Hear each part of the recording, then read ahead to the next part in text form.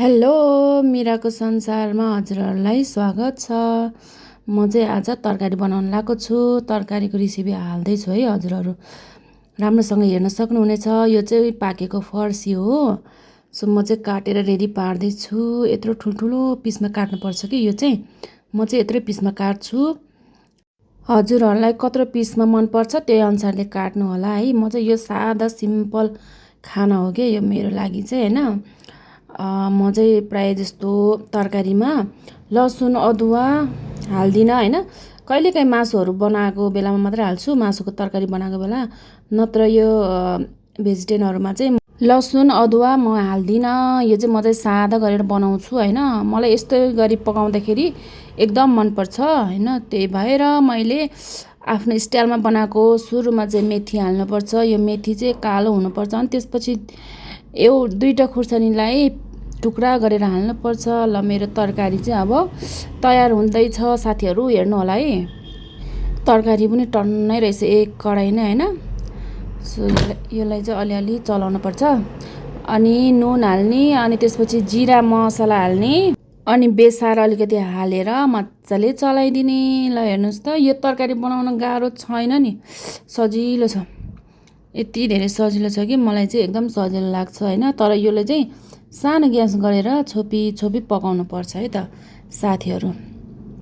पानी थोरै हाल्ने, अनि सानो ग्यास गर्ने, अनि यसलाई पकाउने।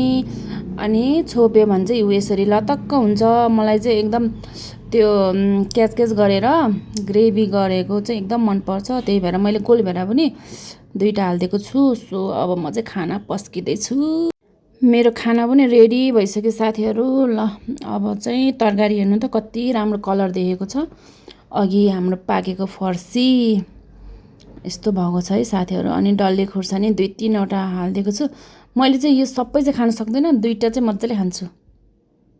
ल साथीहरू हेर्नु त कस्तो राम्रो देखेको हाम्रो तरकारी चाहिँ। हजुरहरू पनि यस्तै गरेर पकाएर खानु होला है। कति मिठो हुन्छ यो फर्सीको तरकारी। म चाहिँ कहिलेकाहीँ यस्तै गरेर पकाएर खान्छु होइन। अनि पकाउने तरिका चाहिँ सधैँ म यस्तै गरेर पकाउने हो कि यो फर्सीमा चाहिँ। कहिलेकाहीँ मासु मिसाउँछु होइन, अनि बफ मिसाउँछु। नत्र भने म धेरै जस्तो सादा पकाएर खान्छु कि। कहिलेकाहीँ चाहिँ एकदम खाउँ लाग्छ नि त होइन। हजुरहरू पनि टेस्ट गर्नु होला। डल्ले खुर्सानी, यो चाहिँ अगावरी खुर्सानी हो कि यति धेरै पिरो छ कि कुरै छोडिदिउँ। फेरि आफूलाई यो नहुने के मलाई एकदम मनपर्छ है। म धेरै त खान सक्दिनँ, दुईवटा जति चाहिँ खान सक्छु कि डल्ले खुर्सानी। अनि धेरै पिरो हुन्छ नि त। अनि एउटा खाएर त चित्तै बुझ्दैन कि मलाई दुईवटा चाहिँ खानै पर्छ। अझ मैले पहिला त 3-4वटा खाइदिन्थेँ डल्ले खुर्सानी होइन। अनि अब धेरै खानुहुन्न, असर गर्छ भनेर मैले चाहिँ अहिले चाहिँ 2वटासम्म चाहिँ खान्छु है। अनि कति मनपर्छ कि यो डल्ले खुर्सानीको सिजनमा चाहिँ सधैँ मैले खुर्सानी खाने भनेको यो डल्ले खुर्सानी, अकाबारी खुर्सानी है। हेर्नु कति मिठो भएछ। जति पिरो भयो त्यति मिठो हुन्छ कि। हजुरहरूलाई चाहिँ कतिको मनपर्छ यो अकाबारी खुर्सानी? म चाहिँ धेरै जस्तो अकाबारी खुर्सानीले चाहिँ डल्ले खुर्सानी भन्छु कि। त्यही भएर त्यही बानी लागेछ। गाउँको जस्तो अर्ग्यानिक त हुँदैन होइन यो काठमाडौँको ठाउँमा। त्यही पनि अब अर्ग्यानिक जस्तै मानेर खानु पर्यो नि त होइन साथीहरू। सो म चाहिँ धमाधम खाँदैछु। हजुरहरूको तरकारी के छ आजको? ल साथीहरू, फर्सीको तरकारीको रेसिपी कस्तो लाग्यो हजुरहरूलाई? Okay, bye bye, thank you for watching my video.